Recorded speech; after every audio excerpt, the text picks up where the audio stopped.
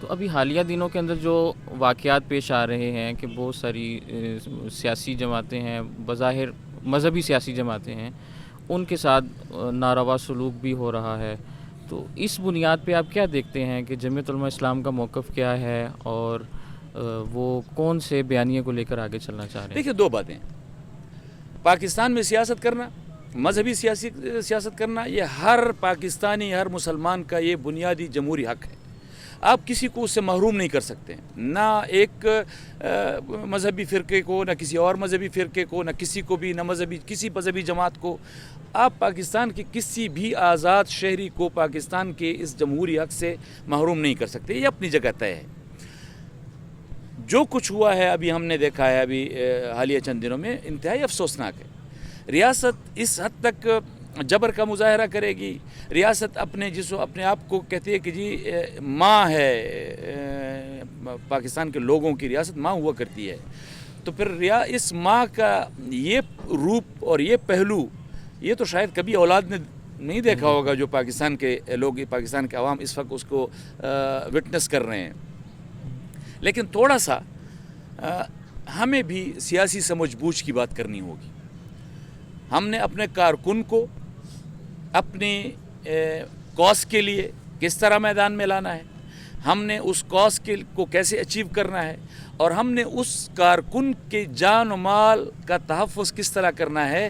یہی تو سیاسی قیادت کا امتحان ہوا کرتا ہے. بالکل ٹھیک بات. تو یہ اس ویژن کے ساتھ ہمیں سیاست کرنی پڑے گی کہ دیکھیں، ایک بات بہت واضح ہے، ہم پاکستانی ہیں، ہم پاکستان کی ریاست کے ساتھ کمیٹڈ لوگ ہیں، ہم پاکستان کی ریاست کے ساتھ محبت کرنے والے لوگ ہیں. ہم اس آئین کے خالق اپنے آپ کو کہتے ہیں. تو ہم پاکستان کی آئین کو بنانے والے لوگ اس آئین و قانون سے تجاوز کے بارے میں کیسے سوچ سکتے ہیں؟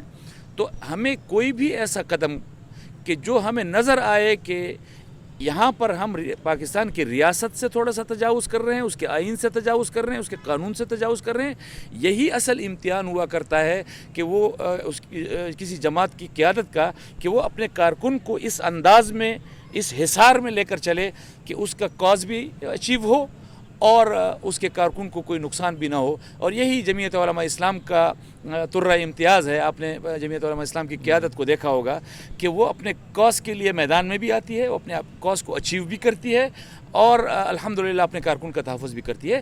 تو ہمارے مذہبی سیاست ہو یا ہمارے ویسے کوئی لبرل سیاست کر رہا ہے، کوئی رائٹ لیفٹ کی سیاست کر رہا ہے، کوئی بھی سیاسی کارکن ہو، ہر سیاسی کارکن اور اس سیاسی جماعت کی قیادت کا یہ فرض بنتا ہے کہ وہ اپنے کارکن کا تحفظ کرے، اپنے کاز کو اچیو کرنے کے ساتھ ساتھ وہ آئین و قانون کو بھی ہاتھ میں نہ لے، وہ ریاست کا بھی خیال رکھے، اور اپنے کاز کی طرف جاتے ہوئے اپنے کارکن کا بھی تحفظ کرے. اچھا حضرت، یہ بتائیں کہ ابھی جو حالیہ واقعات ہوئے ہیں اس میں آپ کیا سمجھتے ہیں کہ قصوروار ریاست ہے یا قیادت ہے؟ دیکھیں، جب ریاست ماں ہے، جب حکومت آپ کے جان و مال کے محافظ ہے، تو پھر اس کا مطلب یہ ہے کہ برڈن سب سے زیادہ ریاست پر آتا ہے، سب سے زیادہ حکومت پر آتا ہے. کہ آپ خود سوچ لیں، آپ کے گھر میں اولاد ہے، آپ اپنی اولاد کو کتنی سپیس دیتے ہیں، کتنی نافرمانیاں، کتنی غلطیاں کرتے ہیں، چیزیں توڑ دیتے ہیں، نقصان پہنچاتے ہیں، ہر چیز کرتے ہیں، آپ سپیس دے رہے ہوتے ہیں. آپ طریقے سے کاؤنٹر کرتے ہیں، جہاں سخت بات کرنے کی بات ہوتی ہے وہاں سخت بات کرتے ہیں، جہاں محبت کی بات ہوتی ہے وہاں محبت سے بات کرتے ہیں. تو یہ چیز آپ بچے پر نہیں ڈال سکتے کہ وہ آپ کے مزاج کے مطابق سارا کام کرے گا.